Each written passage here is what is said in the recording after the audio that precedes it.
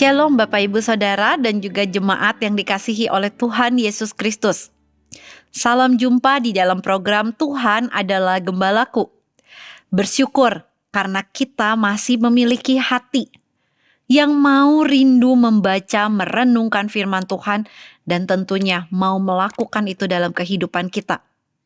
Saudara, mari kita sama-sama membaca firman Tuhan yang terambil dari Yakobus 4 ayatnya yang ke-11 sampai ayat yang ke-12. Demikian firman Tuhan. Saudara-saudaraku, janganlah kamu saling memfitnah.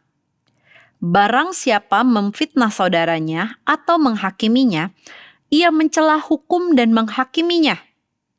Dan jika engkau menghakimi hukum, maka engkau bukanlah penurut hukum, tetapi hakimnya.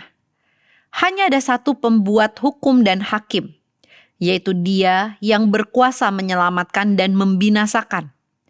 Tetapi siapakah engkau, sehingga engkau mau menghakimi sesamamu manusia? Saudara, setuju nggak dengan pernyataan yang mengatakan seperti ini? Fitnah itu lebih kejam daripada pembunuhan. Saudara, mungkin di antara kita ada yang setuju, namun sebagian dari kita mungkin juga tidak setuju. Saudara, saya mencari di ChatGPT, kenapa sih atau alasan apa sih yang membuat fitnah itu lebih kejam daripada pembunuhan?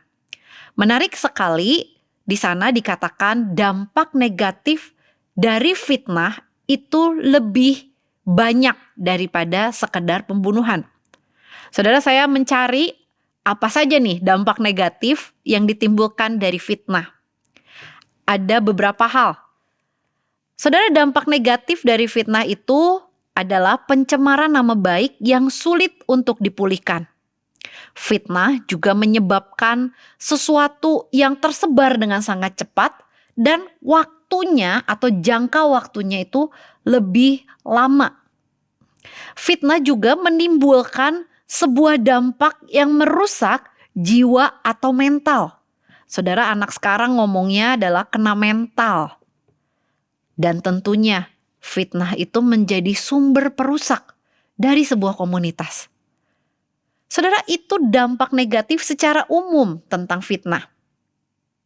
Saudara, apa sih artinya fitnah itu? Atau apa sih arti jangan saling memfitnah yang dikatakan oleh Yakobus dalam bagian ini? Ada beberapa pengertian, saudara. Fitnah berbicara tentang seseorang dengan cara menantang. Fitnah itu berbicara tentang hal yang tidak benar tentang seseorang.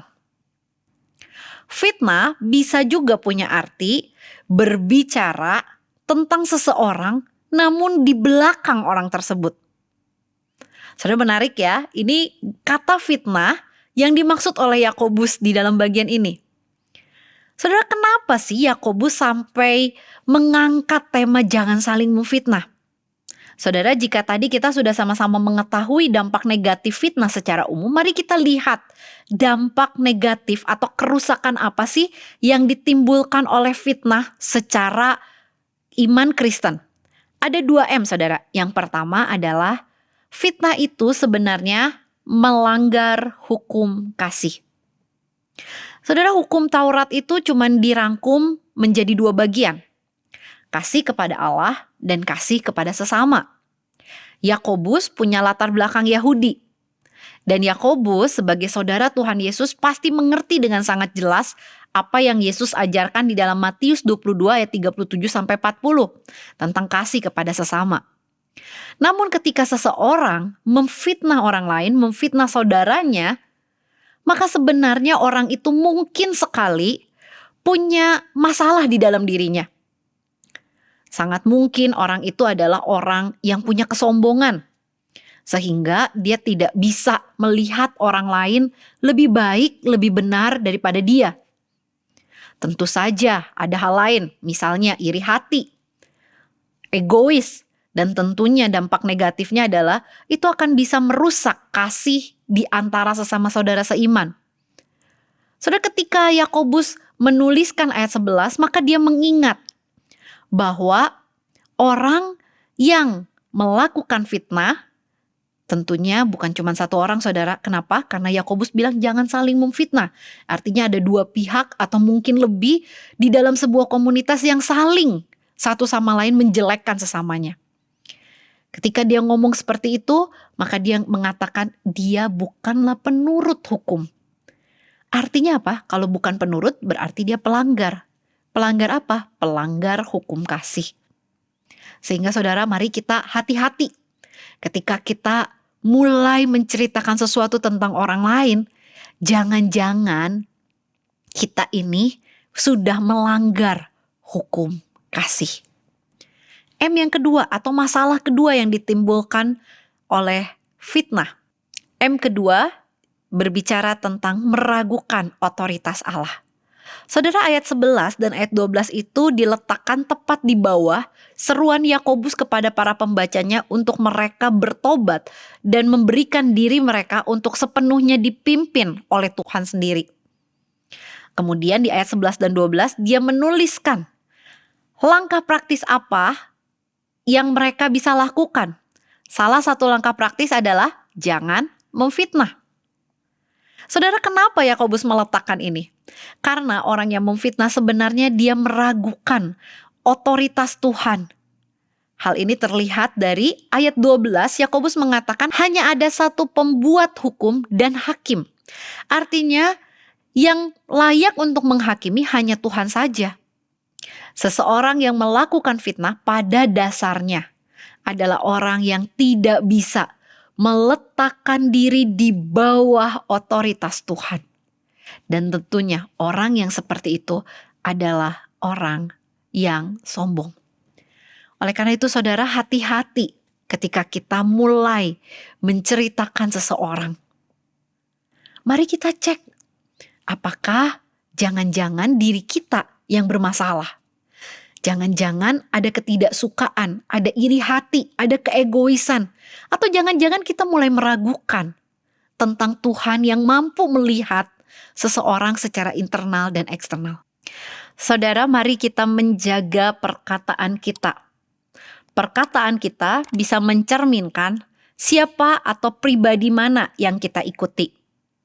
Jika perkataan kita berisi berita kebohongan, keburukan orang lain, ujaran kebencian, jangan-jangan yang kita ikuti adalah iblis. Karena Tuhan Yesus di dalam Yohanes 8 ayat 44 berkata, iblis adalah pendusta dan bapa segala dusta. Saudara, hati-hati dengan perkataan kita. Mari kita mengeluarkan kata-kata yang mencerminkan pribadi Tuhan yang kita ikuti. Tuhan yang kelahirannya kita rayakan sebagai Raja Damai, karena dia datang untuk memberikan damai bagi kita. Mari kita menjadi orang yang memberi masukan kepada orang lain, jangan di belakang, namun di depan, dengan kasih dan tentunya dengan cara yang membawa damai. Saudara, mari menjadi orang, menjadi pribadi yang terus membangun satu sama lain. Mari nyatakan sang kebenaran dengan perkataan kita. Mari nyatakan bahwa kita adalah pribadi yang mengikuti sang Raja Damai itu. Mari saudara, kita sama-sama berdoa. Tuhan, kami bersyukur karena kami boleh diperdamaikan dengan Allah Bapa melalui Tuhan Yesus. Dan biarlah kehidupan kami yang sudah dilahirbarukan menjadi sebuah kehidupan yang tercermin dengan perkataan kami yang dipenuhi oleh damai yang daripada Tuhan. Kami bisa menjadi pribadi yang membangun sesama kami. Kami bisa menjadi pribadi yang membawa damai dimanapun kami berada. Perkataan kami menjadi perkataan yang memberikan sebuah kesejukan dan sebuah kedamaian. Tolong kami Tuhan, kuasai mulut kami, kuasai hati kami, sehingga sungguh kami menjadi anak-anak Allah. Di dalam nama Tuhan Yesus, kami menyerahkan hari ini ke dalam tangan Tuhan. Amin.